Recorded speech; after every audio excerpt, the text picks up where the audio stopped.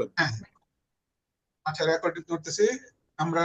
এই জন্য রেকর্ডিং করতেছি যাতে আমাদের পড়াশোনাটা আবার রিপিট করতে পারি আমি আজকে সকালে ফোন দিলাম স্যারকে।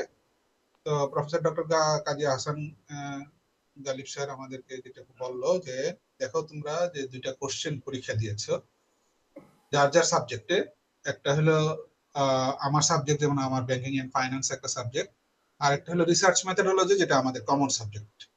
এখন রিসার্চ মেথোডোলজি স্যারও থাকবে, যার যার সাবজেক্ট কোর্সের সুপারভাইজারও থাকবে, কিন্তু তারা তাদের সাবজেক্ট রিলেটেড কোশ্চেন করবে না।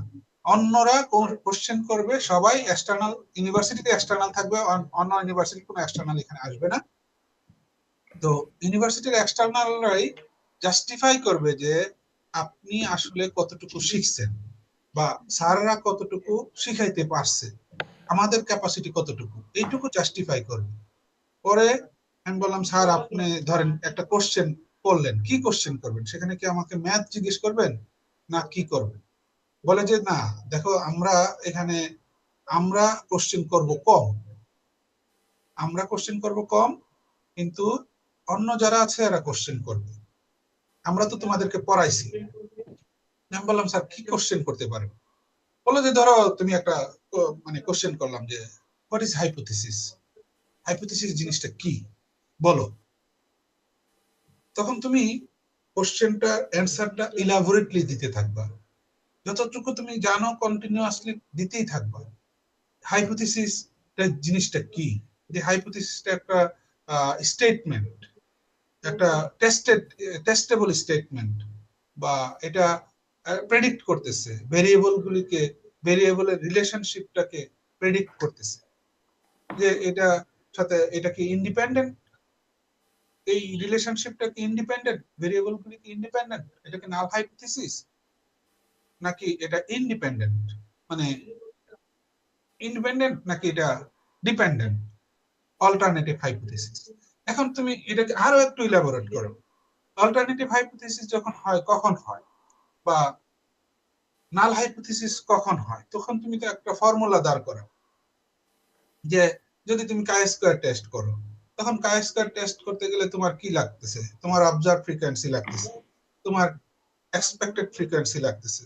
এক্সপেক্টেড ফ্রিকোয়েন্সিটা তুমি কিভাবে বের করছো?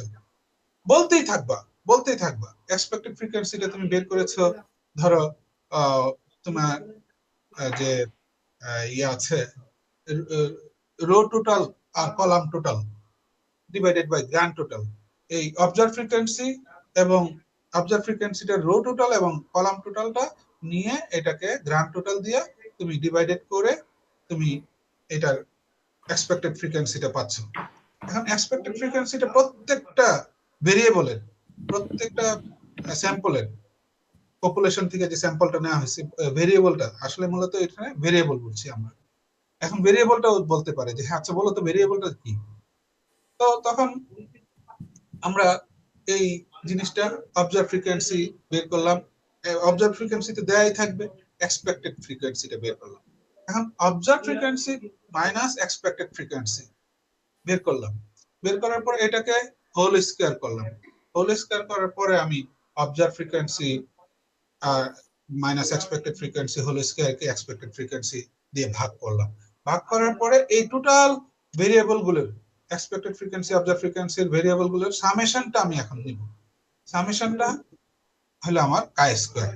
এখন কাই স্কয়ার টেস্ট করলাম, কিন্তু এটাকে কাই স্কয়ারের ফর্মুলা দিয়ে আমি ক্যালকুলেটেড ভ্যালুটা পাইলাম কাই স্কয়ারের, কিন্তু কাই স্কয়ারের ক্যালকুলেটেড ভ্যালুটা আবার সিগনিফিকেন্স ভ্যালুটার সাথে আমি টেস্টেড করব, কারণ কি এটা টেস্ট করতে হবে আমার, আমি রিসার্চার হিসেবে আমার ভেরিয়েবল গুলো ইন্ডিপেন্ডেন্ট কিনা বা রিলেশনশিপ আছে কিনা আমি এটা টেস্ট করব। টেস্টটা কিভাবে করব? আমার সিগনিফিকেন্স ভ্যালুটার সাথে। এখন আমি সিগনিফিকেন্স ভ্যালু বেস্ট রিসার্চারের ক্ষেত্রে বেস্ট সিগনিফিকেন্স ভ্যালু হলো 5%। In maximum cases best significant value হলো 5%, 0.05। খুব রেয়ার কেসে 1% হয়ে থাকে। এখন 5% কেসে আমি টেস্ট করব, সিগনিফিকেন্ট ভ্যালু আমার 5%, এবং এই সিগনিফিকেন্ট ভ্যালুটার সাথে আমি টেবিল ভ্যালুটা ক্যালকুলেশন কিভাবে করব, যে আমাকে এখানে ডিগ্রিজ অফ ফ্রিডমটা বের করতে হবে। ডিগ্রিজ অফ ফ্রিডমটা আমি কিভাবে বের করব? ডিগ্রিজ অফ ফ্রিডম আমি বের করব row number of total row minus 1 into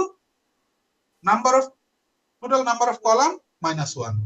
এখন এই ফর্মুলাতে ফেলে আমি ডিগ্রিজ অফ ফ্রিডমটা বের করব। সিগনিফিকেন্স ভ্যালু উপরে থাকবে 5%, তো 5% 0.05, আর কনফিডেন্ট লেভেলে আমার থাকবে, ডিগ্রিজ অফ ফ্রিডমে থাকবে আমার যে মানটা বের হবে, এই মানটা ধরেন বের হলো আমার 4। তাহলে 4 এ আমার ডিগ্রিজ অফ ফ্রিডমে আলফা সিগনিফিকেন্ট ভ্যালুতে 5%-এ আমার মান বের হলো 1.96। তাহলে এই 1.96 যদি আমার টেবিল ভ্যালু হয় এবং 1.96 এর চাইতে আমার ক্যালকুলেটেড ভ্যালুটা কম হয়, তাহলে আমাদেরকে হাফিজ ভাই এর আগে যে দারুণ একটা ফর্মুলা শিখাইছিল যে আমার ভ্যালু, ক্যালকুলেটেড ভ্যালু যদি বেশি হয় আমি পণ্ডিত, আমারে দিয়ে হবে না। টেবিল ভ্যালুটা যেটা আছে দ্যাট ইজ টেস্টেড, এই টেবিল ভ্যালুটা হলো আমার সিগনিফিকেন্ট, একদম রিমার্কেবল।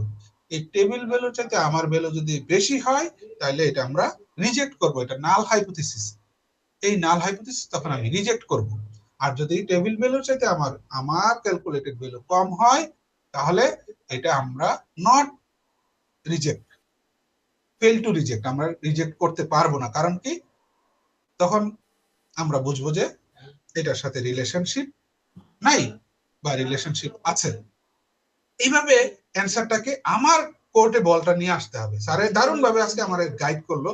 তো আমি বললাম তাহলে স্যার হাইপোথিসিস জিজ্ঞেস করলে আমি বললাম এবং কিন্তু আরেকজনে আরেকটা কোশ্চেন করলো, বলে যে তুমি তোমার তোমার মানে বলা ছাড়বা না, তাইলে হবে কি তোমার 10 মিনিট 15 মিনিট দেখবে এমনি তোমার সময় শেষ হয়ে যাবে। তুমি যখনই একটা কোশ্চেন করবে কেউ, এই কোশ্চেনটা তুমি ইলাবোরেটলি বলতেই থাকবে, শেষ করতে দিবা না। তাইলে বুঝবে যে না তুমি জিনিসটার গভীরতা সম্বন্ধে জানো, বা তুমি যে থিসিস করতে আসছো এই থিসিসটা তোমাকে শিখানো হয়েছে ভালোভাবে। আমাকে ভেরিয়েবলস এর কথা বলছে, প্রিপোজিশনের কথা বলছে, প্রপোজিশনের কথা বলছে, কোরিলেশনের কথা বলছে, রিগ্রেশন অ্যানালাইসিসের কথা বলছে, টাইপ 1 এররের কথা বলছে, টাইপ 2 এররের কথা বলছে। ঠিক আছে? তো বলছে যে কোশ্চেন যে দুইটা আসছে তোমাদের, এই কোশ্চেন দুইটার যে থিওরি গুলি আছে খুব ভালো করে তোমরা পড়ো, একটা কিছু তোমরা এখান থেকে গ্যাপ দিও না, তোমরা যা লেখছো সেটাও তোমরা পড়ো। ঠিক আছে? তোমাদের মানে আমি বললাম স্যার আমরা তো খুব ভয় পাইতেছি, আপনি যদি স্যার আমাদেরকে 10টা মিনিটের জন্য একটু জুমে আসা একটু কথা বলতেন তাহলে স্যার আমাদের একটা কনফিডেন্স গ্রো হতো। বলছে না না না, তোমরা তো 2টা পরীক্ষা দিয়ে ফেলছো, তোমরা এখন সবাই ভালো জানো, এখন ভালো পারো, আমাদের চাইতে ভালো পারো। এখন তোমরা আলোচনা করো, নিজেরা নিজেরা আলোচনা করো, যদি কোথাও ঠেকো তখন আমরা ইয়া করবো। অনেকক্ষণ রিকোয়েস্ট টিকেস্ট করলাম। তারপর সালাউদ্দিন ভাইরে বলছিলাম, সালাউদ্দিন ভাই কথা হয়েছে কিনা আমি জানি না। সালাউদ্দিন ভাই বলছিলেন, ডক্টর সালাউদ্দিন?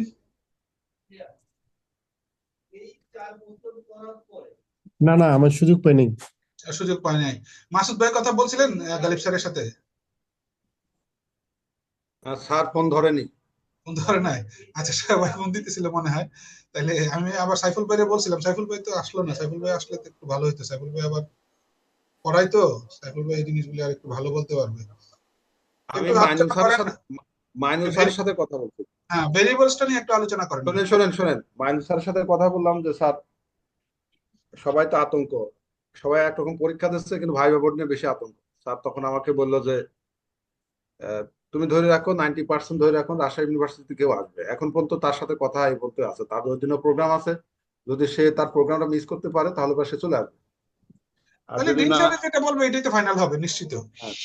আর তারপর আমি জোর দিলাম যে স্যার কোশ্চেন গুলো যাতে আপনি করলে ভালো হয়।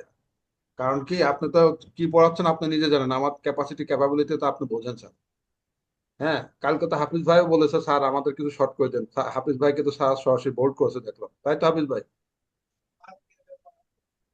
হ্যাঁ। হ্যাঁ হ্যাঁ। আর আর আমার আজকে দরকার ছিল হচ্ছে আসাদ ভাই। আসাদ ভাই কত পারে এটা আমার দরকার ছিল, কারণ সে তো দেখলাম খালি এক্সপান্ড করতে, স্যার এটা হলে এমন হয়, এটা বলে এমন হয়, কিন্তু সে হয়তো 200% পারে, কিন্তু আমি তো 30%ও পারি না। সে গেছে কোথায় আজকে? ফোন দেন না। তারপরে স্যারকে বললাম যে স্যার কি করা যেতে পারে, তো স্যার বলে যে তোমরা গালিব স্যারকে একটু ধরো, কারণ সে যদি একই কথা বলছে আপনার মতো কথা, স্যারই বলছে যে কমপক্ষে 10 থেকে 15 মিনিটের একটা সময় তোমাকে ধরে রাখবে। হুম হুম। 10 থেকে 15 মিনিটের একটা সময় তোমাকে ধরে রাখবে। এই ধরার টাইমটা তুমি বলতেই থাকবা যতক্ষণ পর্যন্ত স্টপ না করি। আমি পরবর্তী কোশ্চেন যত জিজ্ঞাসা না করবো তত তোমার ওইটার মধ্যে বলতেই হবে। রাইট। আর যদি তুমি থেমে যাও, তাহলে করে কোশ্চেন করার সময় পাবে। হুম হুম হুম। এর জন্য তোমাদের একটা কি করতে হবে, তোমার কালেব স্যারের সাথে সবাই মিলে রিকোয়েস্ট করো যে কালেব স্যারের দিক থেকে কালেব স্যার বসুক, আর তার সাবজেক্টিভ টিচার যারা আছে তার সাবজেক্টিভ টিচারদের সাথে তারা বসতে হবে। কারণ তুমি বোর্ডে তো থাকবে, ফাইন্যান্সের টিচার থাকবে, ফাইন্যান্সের রিসার্চ ম্যাটেরিয়াল থাকবে, তারপরে থাকবে হচ্ছে আমি থাকবো, এক্সটার্নাল থাকবে। এক্সটার্নাল একজন বহু পারদর্শী একজন এক্সটার্নাল আসতেছে, এই কথা বললো। আর একটা কথা বললো যে তোমরা পারলে পরে গ্রুপ ডিসকাশনে আসো, এই কথার উপরে চলতেছে। হ্যাঁ হ্যাঁ। এই এই হচ্ছে মাইনুল স্যারের কথা। হ্যাঁ, এরপর আর আমি হাফিজ স্যারের ফোন দিচ্ছি, হাফিজ স্যার ফোন ধরি নাই। হাফিজ স্যারের ফোন তো আমি মানে এই গত 1 বছরে 3 থেকে 4 বার দিয়েছি, তার পরীক্ষার আগে 2 বার দিছি আমি। এই ঘটনা হচ্ছে এই কারণে যে নাম্বারটা পরিচিত না। আমি আমার হাফিজ ভাইকে বলেছিলাম, তার প্রিয় ছাত্রকে বলেছিলাম যে আপনি একটু ফোন দিয়েন, স্যার একটু কি করেন। হ্যাঁ, হাফিজ ভাই হাফিজুর রহমান ভাইয়ের কাছে আমাদের সবার রিকোয়েস্ট, স্যারকে একটু কথা বলেন, বলে একটু আমাদের সাথে একটা জুম মিটিং এ, ওই দিন যেমন আমাদের একটা সাহস দিছিল, বুঝছেন, আমাদের রিসার্চ মেথোডোলজি নিয়ে আমাদের মাথা মুথা পুরো গরম হয়ে গেছিল, কি করব কি না। তো স্যারের কিছু সাজেশন দেওয়াতে আমরা কিন্তু একটা ভরসা পাইছি। আসলে ভরসার জায়গাটাই পরীক্ষার হলে যায়, কিন্তু আল্লাহ রহমতে মোটামুটি আমরা সবারই একটা পরীক্ষা হয়ে গেছে আলহামদুলিল্লাহ।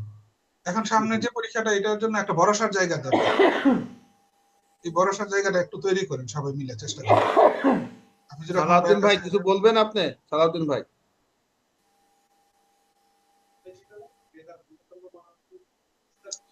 হাফিজুর রহমান ভাই কিভাবে প্রিপারেশন নিচ্ছেন, একটু সেটাও শেয়ার করতে পারেন। প্রিপারেশন আসলে আমি এখনো কিছু নেই নাই। তবে আমি ওই গালিব স্যার যেটা বলছে না, হুম, যে হুম। প্রিভিয়াস কোশ্চেন গুলো দেখতে, হ্যাঁ আহ, যার যার রেসপেক্টিভ সাবজেক্টের যে কোশ্চেন গুলো আছে, আর হচ্ছে আমরা যে স্যারে যে একটা সাজেশন আমাদেরকে যেটা দিছিল না, যেটার অ্যান্সার গুলো আমরা বের করছিলাম, হ্যাঁ হ্যাঁ হ্যাঁ। ওইগুলো আর একবার রিভিশন করলে আশা করা যায় ওখান থেকে আমরা পেয়ে যাবো। Fine fine fine, thank you. এটা আমি আমার সাবজেক্টের টিচার প্রফেসর ডক্টর জহির স্যারকে ফোন দিছিলাম অবশ্য, কিন্তু আজকে সে ব্যস্ত, কথা বলতে পারে না, বুঝছেন। আর আমাদের প্রফেসর ডক্টর তহির রেহান স্যার বলছে ফাইন্যান্স এন্ড ব্যাংকিং এ তোমাদেরকে কিছু জিজ্ঞেস করা হবে না, তোমরা রিসার্চ মেথডোলজিটা ভালো করে পড়ো, ভালো করে দেখো, এটা নিয়ে কোশ্চেন করাবে। মানে সবারই আগে সবাই এটা বলছে।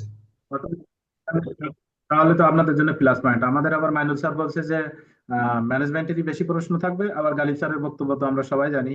গালিব স্যার তো বলছে যে মেথোডোলজি থেকে বেশি প্রশ্ন থাকবে। মানে আমরা আমাদের দুই দিকেই, আমাদের মাইনুল স্যারের সিলেবাস দিছে পুরা সিলেবাস। পুরা পুরা সিলেবাস না, আমাদের তো ইয়ে কিছু চ্যাপ্টার পড়ায়নি, সেগুলো হচ্ছে আসাদ ভাই জোর করে নিয়েছে দেখলাম। তবে আজকে হ্যাঁ গালিব হ্যাঁ, স্যারের ওগুলো আরেকটা কথা আমার কাছে খুব ভালো লাগছে। গালিব স্যারে কয় যে দেখো, ইন্টারভিউ বোর্ডে ঢুকবা, 10 মিনিটে তোমাকে কি জিজ্ঞেস করবে, তোমাকে যদি ইন্ট্রোডিউস করতে বলে এক্সটার্নাল, তুমি ইন্ট্রোডিউস করলে তো তোমার 4-5 মিনিট চলে যাবে, তুমি নিজেকে থামাইবা না। তুমি নিজেকে থামাইবা না, ইন্ট্রোডিউস চলতেই থাকবে চলতেই থাকবে, এমন এমন কথা বলবা যাতে তোমার ওই ইন্ট্রোডিউশনের মধ্যে ঢুকে যায় স্যারে, তাহলে তো আর কোশ্চেন করতে পারবে। প্রাইমারি স্কুল থেকে শুরু হবে। স্যার এই কথাটা প্রাইমারি আমার দারুণ লাগছে। কই যে আর দেখবা হাসি হাসি টাসি, হাসি টাসি দিয়ে দেখবা 10 মিনিট শেষ হয়ে গেছে, তোমরা এত ভয় পাই না। কিন্তু ভয় যে পাবো না এই কথা তো বলে স্যারে, পরীক্ষার হলে তো যাই ভাই, জানটা বাইরে যায়।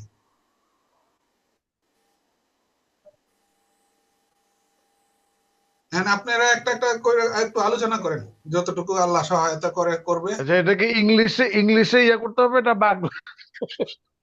ও ভাই, আপনি রিসার্চ করতেছেন ইংলিশে, আপনাকে কি বাংলায় কোশ্চেন করবে? আপনি প্রেজেন্টেশন যখন দিছে তখন কি বাংলায় বলছেন না ইংলিশে বলছেন?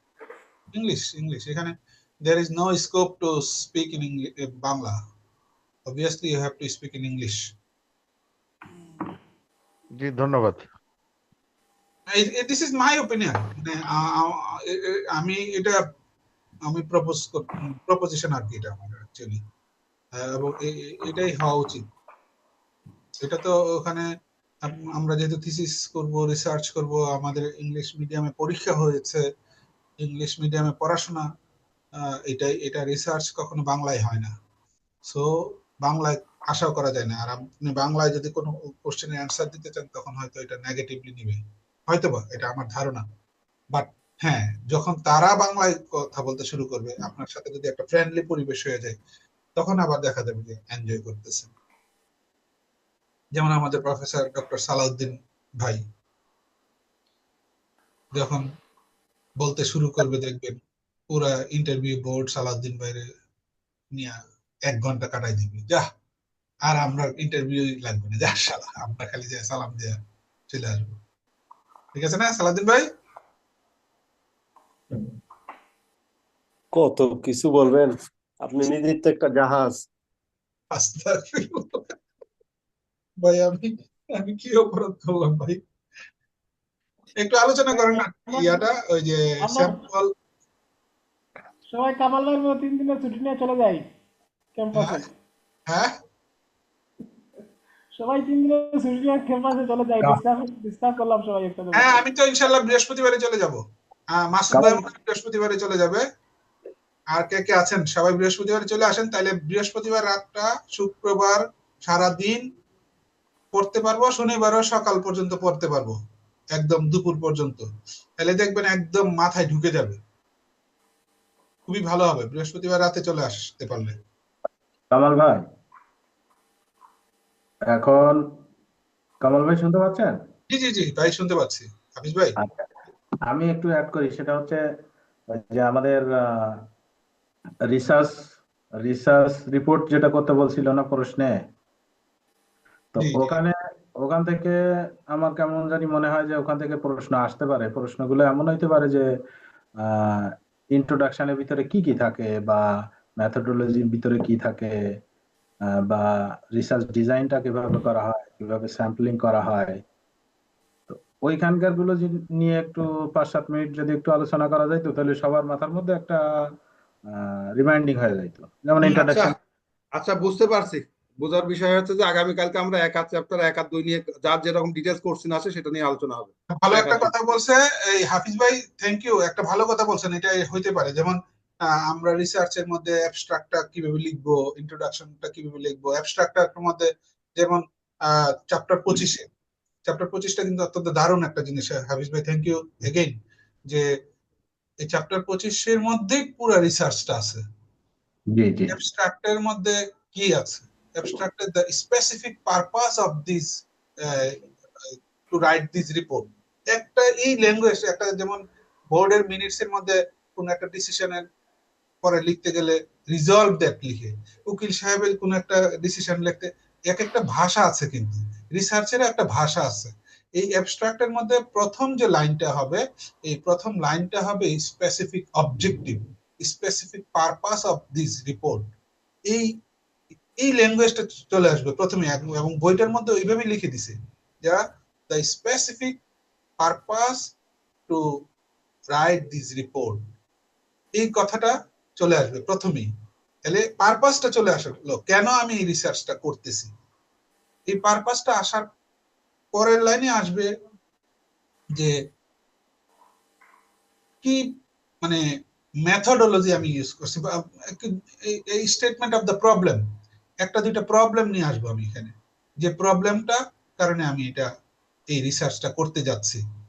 অ্যাবস্ট্রাক্টের মধ্যে এই জিনিসটা চলে আসবে। তারপরে আমি এই প্রবলেমটার মানে মানে কি রিসার্চ করেছি, মেথডোলজিটা আসবে, যে কোন মেথডটা আমি অ্যাপ্লাই করেছি এই research. Findings, that means findings method.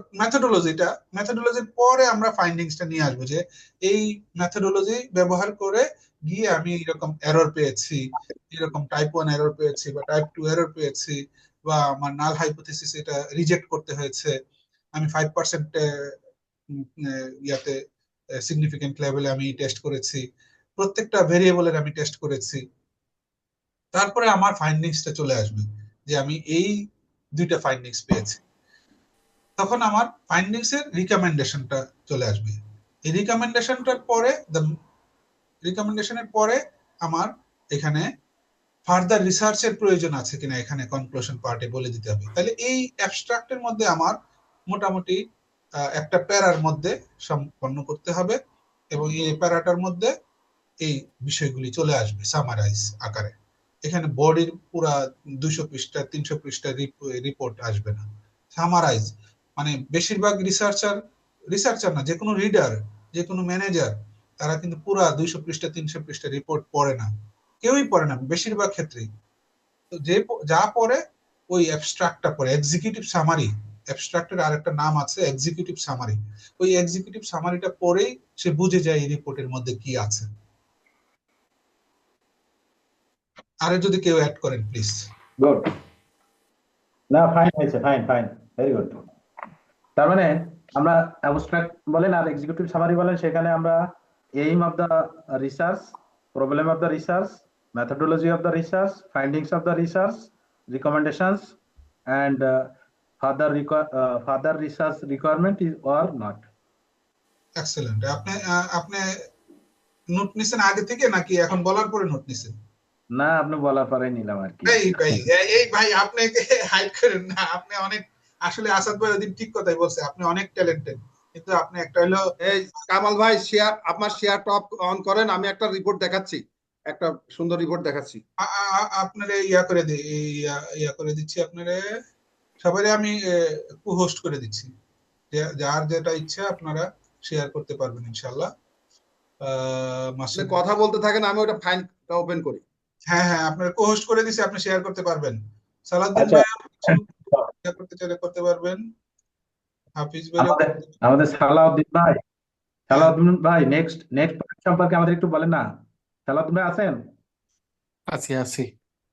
আচ্ছা শোনেন, আপনি তো গতদিন তো আমার উপরে লজ্জা পাইছেন নাকি? কেন? ওই যে আপনার একটা কি কথা বললাম।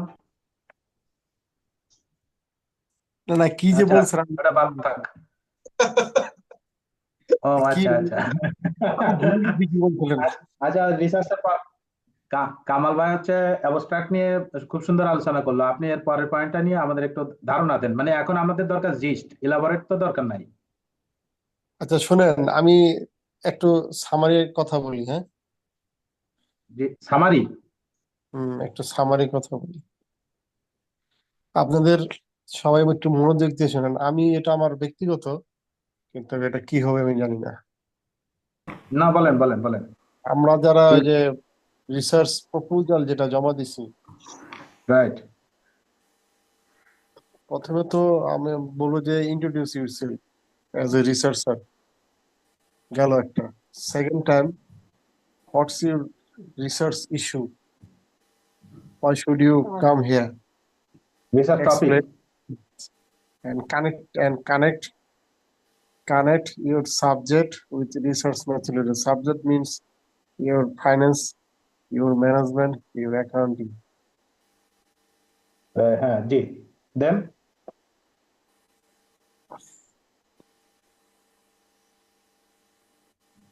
মানে আমি আমারটা বলি, আমি একটু বাংলায় বলি আমার। আমি কিন্তু যা বলার বলে ফেলছি। না, আরেকটু বলেন আপনি কিভাবে কানেক্ট করব, নাকি কিভাবে আমার সাবজেক্টের সঙ্গে এটা রিলেট করে, এটা নাকি? হ্যাঁ, আমি একটু বাংলায় বলি। আচ্ছা, বলেন। যারা রিসার্চ প্রপোজাল তৈরি করছে, ওই রিসার্চ প্রপোজালে আপনার যে রিসার্চ রিপোর্ট, ওটা থেকে আরেকটু সুন্দর। তো ওইখান থেকে ওই পয়েন্ট গুলা নিয়ে আপনি যে ইউনিভার্সিটিতে যে ক্লাস করলেন, ওখানে কি জি। শিখলেন, আপনার ফাইন্যান্স, যারা যে ফাইন্যান্স ম্যানেজমেন্ট অ্যাকাউন্টিং, আর কম হলো রিসার্চ মেথডোলজি। আপনার যে রিসার্চটা, সেই রিসার্চটা হলো আপনার সাবজেক্টিভ, হয় ফাইন্যান্স নাহলে ম্যানেজমেন্ট। জি। এখন সেটা করতে গিয়ে আপনাকে একটা ওয়ে হলো রিসার্চ মেথডোলজি। জি। আপনি যে ভেরিয়েবল গুলা খুঁজে পেলেন, জি। আপনি যে বললেন, জি। এখন তো ক্লাস করতে গিয়ে আরো একটু ডেভেলপ হয়েছে। রাইট। আপনার কিছু ভুল ত্রুটি বলুন হয়েছে, না বাবা।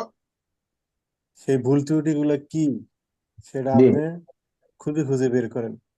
আপনাকে এটাই করতে পারে, খুঁজে বের করে আপনি জাস্ট রিসার্চ প্রপোজালটা আবার আপনি বলবেন। যদি ডেভেলপ হয়ে থাকে, আপনি নিজে কিন্তু ডেভেলপ হয়েছে, না হলেও বলবেন যে হ্যাঁ হয়েছে। রাইট। যখন আপনার ডেভেলপটা হবে, আপনি নিজে বলতে পারবেন এবং এখানে সুন্দর করে বলার অনেক কিছু আছে। আপনার 2 ঘন্টা কিছু না। এখানে আপনার রিসার্চ মেথডোলজির আপনার 4 চ্যাপ্টার, জি তারপর 17 চ্যাপ্টার যতগুলো পড়াইছে, 17 চ্যাপ্টার, 21-22, এবং সর্বশেষ যেটা আমাদের পরীক্ষা আসে না কিন্তু আমরা করছি এনোভা, বিশেষ করে হচ্ছে আপনার এনোভা, এনোভার পরে আবার রোবাস্ট এনোভা আছে, ম্যানোভা আছে, এগুলো কিন্তু আমাদের পড়ায় নাই কিন্তু রিসার্চে ওগুলোই কাজ। রিগ্রেশনের পরে ওগুলা কাজ কিন্তু আমাদের এখানে হালকা করে পড়ানো হয়েছে কিন্তু পরীক্ষা আসেনি, যেটা আমরা আহ খুঁজে এখন বের করতে হবে ভাই। জি তো এই ক্ষেত্রে আমাদের মিনিং জানলেই হবে, আর মিনিং না জানলে যেটা জানতে হবে সেটা হলো সফটওয়্যার। সেই সফটওয়্যার গুলো আমরা বলবো যে আমরা এইভাবে এইভাবে সফটওয়্যার গুলো আমরা কাজ করবো। সফটওয়্যার গুলোর একটা নাম বলেন না প্লিজ। হ্যাঁ জি, সফটওয়্যার গুলোর নাম একটু বলেন না। আমাদের তো সফটওয়্যার এখন 3-4টা আছে। প্রথমে হলো এসপিএসএস। এসপিএসএস হলো সোশ্যাল সায়েন্সের জন্য, আর বিজনেসের জন্য হলো Stata. Stata, S T, S T, Stata, STATA। TA. এটা কি আমরা, এই সফটওয়্যারটা কি আমরা ফ্রিতে পাই নাকি পেড, পেড সফটওয়্যার? দুটোই আছে, দামি আছে, পেইড আচ্ছা, হয়। তাহলে দুইটা সফটওয়্যারের নাম বলতে পারলে হবে, আর এটা আমরা কিভাবে পাই বা ক্যালকুলেশন না করতে পারলে অন্তত নাম বলতে পারলে হবে। আর আছে নাকি? পাইথন আছে, কি? হ্যাঁ, Python, spelling please, spelling. PYTHON। TYTHON। Right. এটা কি বিজনেস রিলেটেড? হ্যাঁ, this is the latest software for researcher. Paid, paid আর ফ্রি? সালাউদ্দিন ভাই কন্টিনিউ করেন, আর কিছু বলেন। পেইড আছে, পেইডেই তো সব ফিচার গুলি থাকে, আর ফ্রি ভার্সন জাস্ট একটা ডামি থাকে। আচ্ছা আচ্ছা, সালাউদ্দিন ভাই এবার ইন্ট্রোডিউসিং সম্পর্কে একটু বলেন না। আমরা আরেকটা জিনিস হলো গাইড নিতে পারি। আমাদের আগের যে সালাউদ্দিন ভাইয়ের অফিসের একজন আছে যে বলে পিএইচডি শেষ করছে, উনি তো ইন্টারভিউ ফেস করছে। রাইট রাইট, ঠিক বলছেন। সালাউদ্দিন ভাই, ওনার সঙ্গে কি একটু কথাবার্তা বলা যায়? আপনার ওনার সাথে কথা বলবেন কেন? আপনি বললেন একটু, তাহলে বোঝা গেল যে কিভাবে কি। আহ, আমি যেটুকুলা বললাম, হ্যাঁ, এগুলা কাজ করলেই যথেষ্ট। আপনি নিজেকে নিজে চিনেন। জি, জি। হ্যাঁ, না, এখন যদি বলে সালাউদ্দিন ভাই যে আচ্ছা আপনি কোরিলেশনটা কি জিনিস, এটা কি ডেফিনেশন বলবো নাকি আমি নিজের ভাষায় বুঝায় বলে দিব? কোরিলেশনটা একটু আলোচনা করেন না। নিজের ভাষায় বলবেন এবং নিজের ভাষায় বলতে কি, আপনি যে ভাষায় বলেন মূল থিমটা ঠিক রেখে আপনি আপনার মতন বলবেন। হুবহু বলতে হবে বা মুখস্থ এরকম তো না, এখন তার এই বয়স না। Right right. আর ওই কোরিলেশনটা বলতে গিয়ে হুম। আপনি যে রিসার্চ করতেছেন, আপনার যে টপিকস মানে ইস্যু, সেই ইস্যুটা নিয়ে আপনি নিয়ে আসতে পারেন, এটা আপনার কাজে আরো ইজি হবে। হ্যাঁ হ্যাঁ, ট্রু, একদম ট্রু। এই রিলেট করাটা তো এখন টাফ, কারণ আমরা যে প্রপোজালটা লিখছি, ভালো কথা, একটা দারুণ কথা বলছেন আজকে, যে আমরা যে প্রপোজালটা জমা দিয়েছি, প্রপোজালটার সাথে এখন আমাদের অনেক আপডেট হয়েছে নিঃসন্দেহে। ওই প্রপোজালটা আমরা যখন লিখছি, রিসার্চ সম্বন্ধে কিছু না বুঝে একটা 5-7টা আর্টিকেল পড়ে আমরা রিসার্চ পেপার, প্রপোজাল পেপার জমা সাবমিট করে দিছি, এবং এটার উপর একটা প্রেজেন্টেশনও দিয়ে দিছি, ধামাকা প্রেজেন্টেশন। কিন্তু এখন ফাইনাল পরীক্ষা দেওয়ার পর, অনেক পড়াশোনা করার পরে, research methodology, finance and banking, এখন মনে হইতেছে ওই রিসার্চ প্রপোজালটা যে জমা দিছি অনেক ভুল ত্রুটি আছে, বা আসলে ঠিক আপ টু দা মার্ক না। এখনই যদি আমি প্রপোজালটা আবার সাবমিট করতে চাই, রিসাবমিট করতে চাই, তাহলে অনেক পরিবর্তন আসবে নিঃসন্দেহে। জি জি। সো এই রিলেশনশিপটা দেখতে হবে, একটু একটু ক্রস চেক করতে হবে, এটা নিয়ে বসবো। তাহলে কামাল কামাল ভাই একটু বলেন কি বিষয়ে ভাই? এই যে কোরিলেশন সম্পর্কে। ও না, আমি এই জন্যই আমি মানে কোরিলেশনটা তো আমরা স্যাম্পল ভেরিয়েশন অফ কোরিলেশন নিয়ে ফর্মুলাটা জানতাম যে আর equal to summation of x y minus summation of x summation of y divided by square root summation of n summation n into summation of x square minus summation of x whole square bracket close third bracket again n into summation of y square minus summation of y whole square third bracket close। এখন এই ফর্মুলাটা মাথায় নিয়ে আমি যদি টেবিলটা সাজাই যে আমার ভেরিয়েবল গুলি কি বা পপুলেশন কি আছে, ক্যাটাগরি কি আছে, আমি এক্স এ যে আমার ক্যাটাগরি আছে, ওয়াই এ যে ক্যাটাগরি আছে, এক্স মাইনাস এক্স ওয়াই আমি করলাম, তারপরে এক্স স্কোয়ার করলাম, তারপরে ওয়াই স্কোয়ার করলাম। এখন এই ফর্মুলা দিয়ে ফর্মুলার মধ্যে ডাটা বসাই দিলাম, বসাই দিলে পরে আমার কি রেজাল্ট আসলো, একটা ক্যালকুলেটেড ভ্যালু আসলো। ক্যালকুলেটেড ভ্যালুর পরে আমি আবার কি করব, ডিগ্রিজ অফ ফ্রিডম বের করব, কারণ কি আমি প্রত্যেকটা কিন্তু টেস্টেড করতে হবে। হাইপোথিসিসটা ভালো করে বুঝতে হবে, সবারই হাইপোথিসিসটা ভালো করে বুঝতে হবে। হাইপোথিসিস বুঝলে সব জিনিস বোঝা হয়ে যাবে। হাইপোথিসিসটা কেন, যে হাইপোথিসিসটা হলো টেস্টেড একটা স্টেটমেন্ট। টেস্টেডটা করবো কার সাথে, আমরা যে প্রেডিক্ট করতেছি যে এটা এই রেজাল্ট হতে পারে, হাইপোথিসিসের রেজাল্টটা এরকম হতে পারে, এইটার মানে ইন্ডিপেন্ডেন্ট নাকি এটা ডিপেন্ডেন্ট, তাহলে এই ভেরিয়েবল গুলি আমি চেক করব। তখন আমি ডিগ্রিজ অফ ফ্রিডম কোরিলেশনের ক্ষেত্রে n-2, degrees of freedom chi square টেস্টের ক্ষেত্রে আবার অন্যরকম।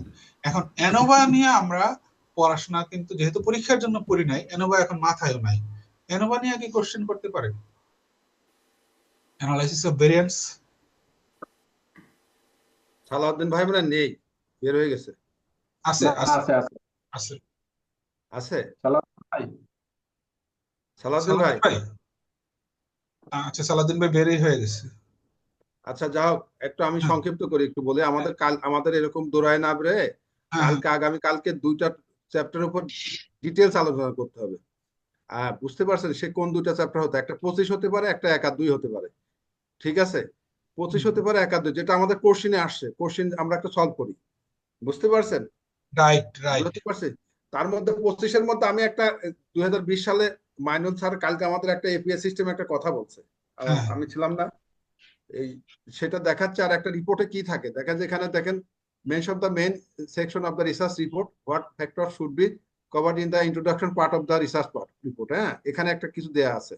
ঠিক আছে, বলছে যে একটা সেকশন রিপোর্টে, রিসার্চ রিপোর্টে কি কি থাকে, একটা প্রথম main the section of research রিপোর্টে কি থাকে, টাইটেল অফ দ্য পেজ থাকে, অ্যাবস্ট্রাক্ট থাকে। অ্যাবস্ট্রাক্টে কি থাকে, a brief summary of the research covering the objective method, কি ফাইন্ডিং অ্যান্ড কনক্লুশন। ইন্ট্রোডাকশনে কি থাকে, provide the background, research problem, objective and significance of the study, literature review, summaries of the previous research relevant to the topic and identify the gaps. আগে যে topic এই বিষয় নিয়ে কোনো আলোচনা হতে পারে, তার ভিতর কি গ্যাপ আছে সেটাতে আলোচনা থাকে এখানে। তার মেথোডোলজি কি থাকে, discuss the research design, data collection method and analysis the procedure. আমরা ডাটাটা কিভাবে সাজাইছি গুছাইছি, কিভাবে ডাটাটা করছে, সেখানে মেথোডোলজি থাকে। তারপরে বলছে result present the finding with the relevant data table and the graphs. এইখানেই হচ্ছে ঘটনাটা ঘটাইছে সালাউদ্দিন ভাই। এখানে আপনি কি কি টুলস ব্যবহার করছেন, কি এই কথাটা সে বললো। স্ট্যাটা বলেন, পাইথন বলেন, এসটিটি বলেন, যেটাই বলেন, এই জায়গার কথা বলছে আপনাকে। মেন কথা হচ্ছে যে আমরা ঢাকা ইউনিভার্সিটি সবসময় শুনছি যে ভাইপো বোর্ডটা তোমার কন্ট্রোলে নিবা, স্যারের সাথে তুমি যেভাবে বল খেলবা তার তোমার কন্ট্রোল, স্যারকে যে বুঝাতে পারে তোমার ওই ওখান থেকে সরাই নিয়ে এসে তোমার মধ্যে নিতে পারে, তাহলে তোমার ভাইপো বোর্ড সহজ। রাইট। এটা আমরা কিভাবে নেবো, এটা এক একজনের ক্যাপাসিটি। এখন আমাকে যদি কোনো কোশ্চেন করে ওটা যদি সংক্ষিপ্ত আমি উত্তর দিয়ে ফেলি, তাহলে আপনি মরেছেন, মানে আপনি অতটুকুই জানেন। আপনি ওটার বিষয়ে ডাবল কি কথা। আমার বিশেষ ভাই বোনের কথা বলি, আমাকে আমার তো আউট হয়ে গেলাম, এখন দেখা যায় আমাকে বলছে যে তোমার জন্মভূমি কোথায়, আমি বলছি রবি ঠাকুরের দ্বিতীয় জন্মভূমি। আরে কিভাবে দ্বিতীয় জন্ম হয়, একটা মানুষের জন্ম কিভাবে হয়? আমি বলছি আরেকবার জন্মগ্রহণ করে কিভাবে। আস্তে আস্তে এরকম করতে করতে আমি যেহেতু ইংলিশ লিটারেচার ছাত্র, আমার প্রায় আধা ঘন্টা রাখার কথা, আমাকে 35 মিনিট রাখছে। আমি তো জানি যে আমার চাকরি হয়ে গেছে, আমি এএসপি হয়ে গেছি, ঠিক আছে। এখন রাজনৈতিক দলের কারণে আমি গেলাম বাদ হয়ে। এইভাবে কন্ট্রোলটা নিয়ে আসতে হবে, যেভাবে আপনার ভাই বাবুটা কাজটা নিয়ে আসতে হবে। তারপর ডিসকাশন, ডিসকাশনে কি থাকে, inter the result, link them of the research objective and কি প্রিভিয়াস স্টাডি।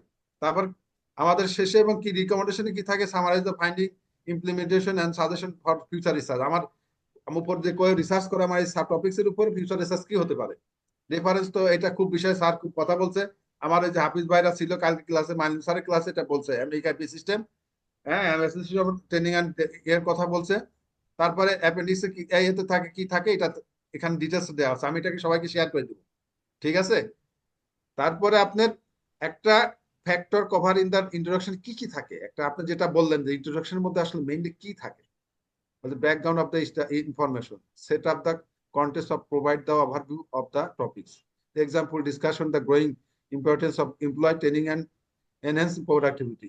একটা টপিক দিয়েছে ব্যাকগ্রাউন্ড মধ্যে কি থাকতে পারে, স্টেটমেন্ট অফ প্রবলেমে কি থাকতে পারে, এটা কিন্তু সব কিন্তু ইন্ট্রোডাকশনের মধ্যে থাকে। এটাই, এটা কিন্তু অ্যাবস্ট্রাক্ট না, কিন্তু ইন্ট্রোডাকশনের মধ্যে থাকে। এটা কি থাকে, স্টেটমেন্ট অফ প্রবলেম থাকে, clarify the define the research problem or issue being the address, যেমন কি identify the gap currently training evaluation practice, উদাহরণ দিয়ে দিয়েছে। রিসার্চ অবজেক্টিভ কি থাকে, outline the specific aim to or question the research answer, তাই তো। যেমন টু অ্যাসেস যেটা থাকে অবজেক্টিভে থাকে। significance of the study, explain the study importance and its contribution to knowledge to the or practice, তাই তো। এখানে উল্লেখ করা আছে highlighting how finding the guide HR policy to training and development. হাইপোথিসিসে কি থাকে, হাইপোথিসিস রিসার্চ কোশ্চেন থাকে, state of the hypothesis or question, guideline the research, detail ভাবে দিয়েছে। স্কোপ অফ দ্য লিমিটেড কি থাকে, স্কোপ এন্ড লিমিটেশনে define boundary the research potential consistent, তাই তো এখানে বলেছে। আবার এখানে আরেকটা কথা বলছে যে সাইটেশন নিয়ে, যে কথাটা আমি আগে বলেছিলাম, মনে আছে? আপনি কোন এপিএস সিস্টেম করলে কিভাবে লিখবেন, যদি আপনি আমেরিকান সিস্টেম ইয়েতে যান, আপা স্টাইল দেখেন, আমেরিকান সাইকোলজি অফ অ্যাসোসিয়েশন, হ্যাঁ এটাতে এখানে বিভিন্ন রকম বলা আছে, এপিএস সিস্টেমটার কথাই বলা আছে এখানে। স্যার আমাদের রাত্রে এই হাফিজ ভাই আপনাদেরকে এপিএস সিস্টেম কথা বলছে, ট্রেনিং এন্ড ডেভেলপমেন্টের কথা, মনে আছে হাফিজ ভাই? ইয়ার মাইনুল স্যার কিন্তু বলেছে, আপনাদের যে রেকর্ড করছেন, title of the journal, volume, issue, page numbers. বুঝতে পারছেন? ট্রেনিং এন্ড ডেভেলপমেন্টের ক্ষেত্রে এই কথাটা স্যার বলছে, দেখলাম বারবার মাইনুল স্যার বলছে এই কথাটা, বুঝতে পারছেন? কি বলছে একটু বলবেন প্লিজ। এই আপনার ছিলেন না যে বললো না যে ট্রেনিং এন্ড ডেভেলপমেন্টের ক্ষেত্রে আমরা কি কোন সিস্টেমে ডেভেলপ করতে পারি, আমাদের রিপোর্ট রাইটিংটা কিভাবে করতে পারি, এসব কথা স্যার বলছে না? কালকে ট্রেনিং, কালকে রাত্রে আপনি ছিলেন না? আপনি তো ছিলাম। কোশ্চেন করলেন যে স্যার আপনার বাসায় গেছে, আহ, আহ, আসাদ ভাই আপনার বাসায় গেছে, তাই তো স্যাররা খুব খুশি হইলো, দেখলাম আমরাও যাবো পরীক্ষার দিন, আমরাও যাবো আপনার ওখানে, হ্যাঁ আসেন, ওয়েলকাম। বুঝতে পারছেন? তা এখন আমরা মনে হয় আগামী কালকে 1-2 আর 1-2 আর 25 আর হচ্ছে, যেহেতু সময় নাই আমাদের, যার যার যে ছিল, আমাদের যার যার যে আপনার হচ্ছে সিনোপসিস ছিল, অর্থাৎ টাইটেল পেজ ছিল, ওটার উপর একটু নিয়ে আমরা গ্যাপ খুঁজে বের করি। জি ভাই, ঠিক মনে হয়? বলছেন। হ্যাঁ, বুঝাতে পারছি? জি জি জি। আচ্ছা এটা একটু শেয়ার করে দিয়েন। আমি শেয়ার করে দেবো, কিন্তু মেন কথা হচ্ছে আমাদের কিন্তু আমাদের এখন রকেট গতিতে আগাতে হবে, কারণ সময় নেই আমাদের। আবার ওই বৃহস্পতিবার রাত্রে যায় সবাই আবার ডিসকাশন নামতে হবে, সেভাবে প্রিপারেশন নিতে হবে। এই হাফিজ ভাই, আমাদের গার্মেন্টস হাফিজ ভাই, রাত্রে আসেন, বৃহস্পতিবার রাত্রে আসেন, বাইরের বাসায় যাওয়ার দরকার নেই। না ভাই, আমি হচ্ছে আমার এমনি শনিবার অফিসে তো আমি স্যারে বলে আসছি যে আমি একটু লেটেই যাব লাস্ট অংশে। আর নেদলে যে আপনি এখান থেকে অফিস করেন, এখান থেকে অফিস তুলে দেন, সমস্যা কি? না ও হয় না, অফিসে সকালে যাব, যাই হচ্ছে লাঞ্চের ছুটি নিব। আরে বৃহস্পতিবারের কথা, আপনার শনিবারের কথা বলতিস না তো? না শুক্রবারে আমার অফিস, শুক্রবারে জেনারেল ডিউটি। আপনার ছুটি কি বারে? ছুটি নাই। ছুটি শনিবারে, কিন্তু এই সপ্তাহে আর ছুটি পাবো না। এই সপ্তাহে হচ্ছে শুক্রবার হচ্ছে জেনারেল অফিস, শনিবার হচ্ছে বুঝতে পারছি, meeting। আমার থেকেও আপনি কঠিন শাসনের মধ্যে আছেন। আমি খুব যন্ত্রণার মধ্যে আছি। আমার ওই যে লাঞ্চের সময় বলতে হবে কি, মিথ্যা কথা বলবো যে আমার কোনো রিলেটিভ অসুস্থ, আমি একটু দেখতে যাব। আজকে আমার এমডি ওই স্যার আমার না, কোশ্চেন আপনি যে পিএইচডি করতেছেন এটা ডিক্লেয়ার করেন নাই অফিসে?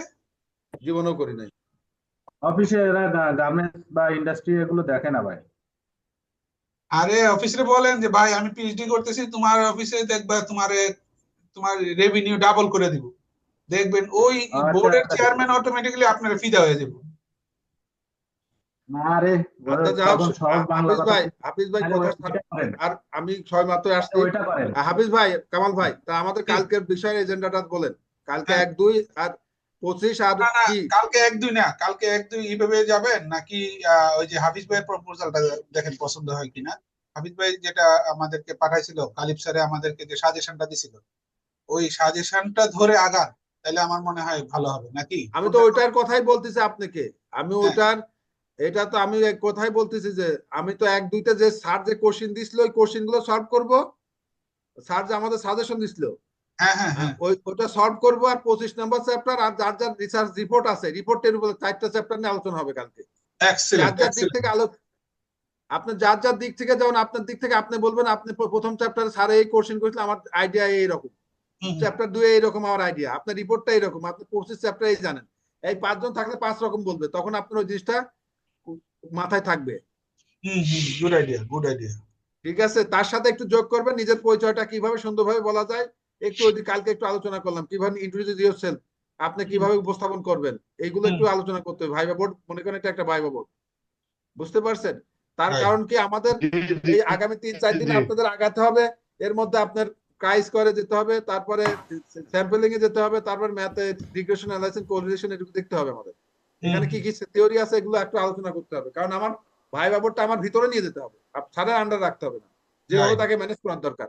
কিছু বললে এই একটা উদাহরণ ভিতরে বললে না, টানা 10 মিনিট বললে পরে শেষে বলবে যে যান আপনি, ঠিক আছে যান। ঠিক আছে। আর আমি মাইনুল স্যারকে বলবো, স্যার আমরা ওই দিন আপনি যেহেতু আপনারা খাওয়াচ্ছেন, আমি মাইনুল স্যারকে বলবো ওই দিন আপনি যেহেতু খাওয়াচ্ছেন, আমরা একটা কেক কাটবো সব, আমরা 11 জন মিলে সব স্যার। হ্যাঁ, এটা স্যারের কাছ থেকে পারমিশন। এই পারমিশন আচ্ছা আমি স্যার কাছে নিয়ে দিচ্ছি। আচ্ছা মাসুদ ভাই, ঠিক আপনি আছে। শেষ করেন না আপনার ইয়াটা। না, আর কিছু নাই আমার এখানে, আর কিছু নেই, এটা খালি আপনি দিয়ে দেবো। আর এই সেই কোনাবাড়ি গাজীপুরের সেই রিপোর্ট, যে হ্যাঁ। রিপোর্টটা সব দেখতে পারি নাই, রিপোর্ট আচ্ছা, যেটা এই যে এখান থেকে সেই কি রিপোর্ট। কোশ্চেনটা করবে এখানে? ধরেন আমি এত বড় এখানে একটা- কোশ্চেনটা একা সহজ জিনিস একটু আউট করছেন প্রথমেই, একটা রিসার্চ রিপোর্টে কি কি পার্ট থাকে। আচ্ছা আচ্ছা আচ্ছা। টাইটেল পেজ, অবস্থা, introduction, literature review, methodology, result, discussion. এখানে কিন্তু তারপরে আপনার একটা জিনিস মিসিং হয়েছে, খেয়াল করে দেখেন। অ্যাবস্ট্রাক্টের পরে কিওয়ার্ড থাকে, কিওয়ার্ড একটা। অ্যাবস্ট্রাক্টের পরে কি থাকে সেটা আমি জানি, কিন্তু একটা বলছে যে একটা রিপোর্টের পেজে কি থাকে, রিসার্চ রিপোর্টে, হ্যাঁ, সেটা হ্যাঁ। আবার ডিটেলস লেগেছে, একটা পার্ট লেগছে।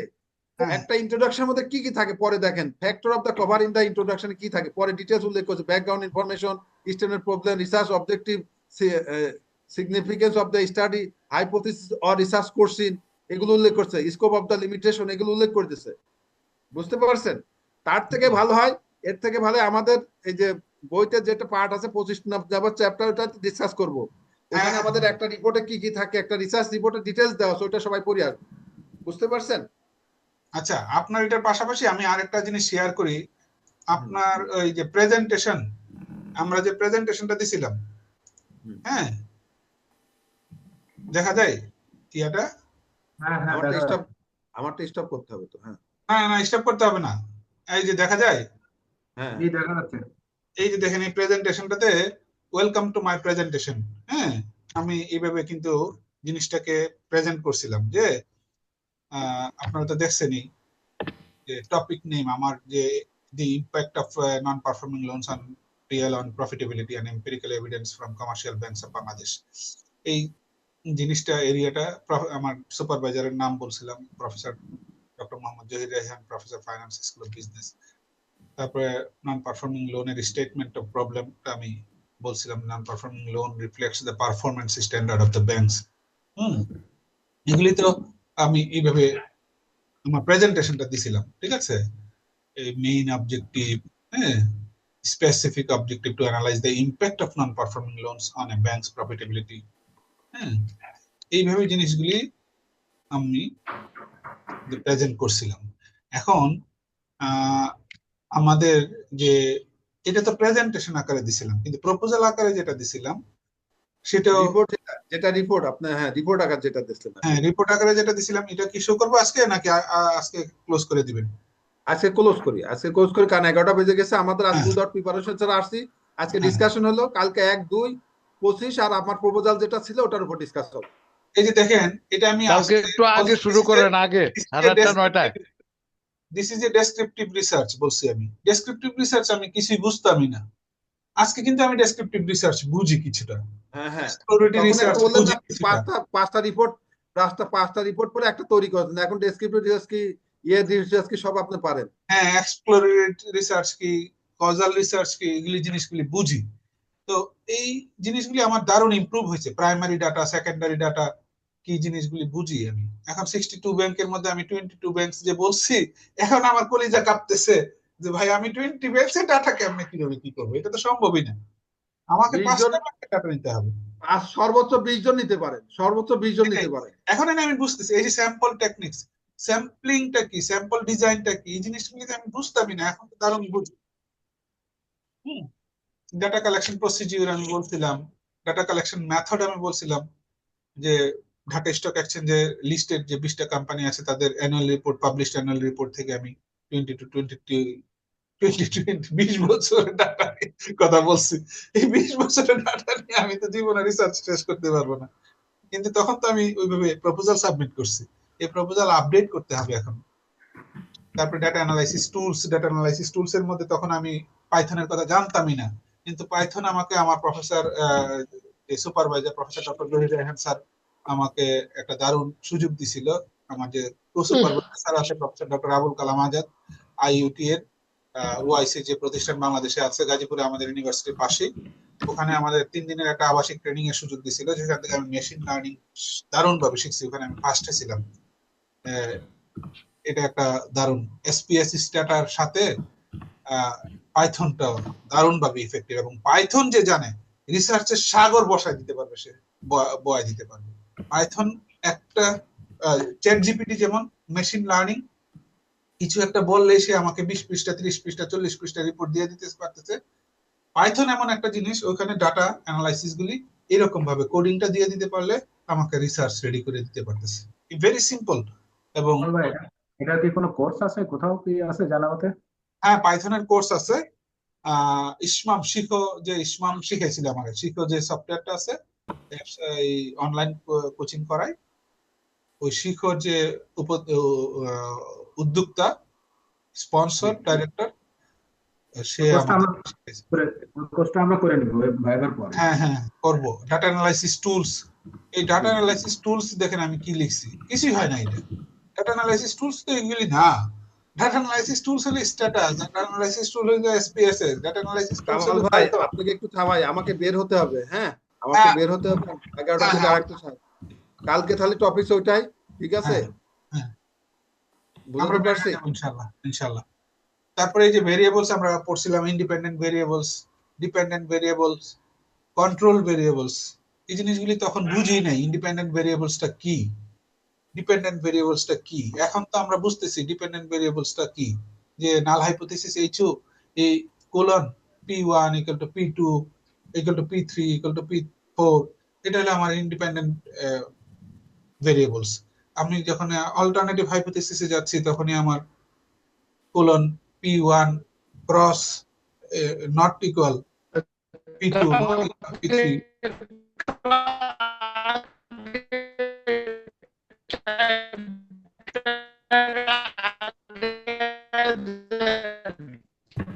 আমি তো শুনতে পাই না, কমল ভাই শুনতে পান? কাকে? কামাল ভাই, নুরুল ভাই কি বলতেছিল? জি নুরুল ভাই।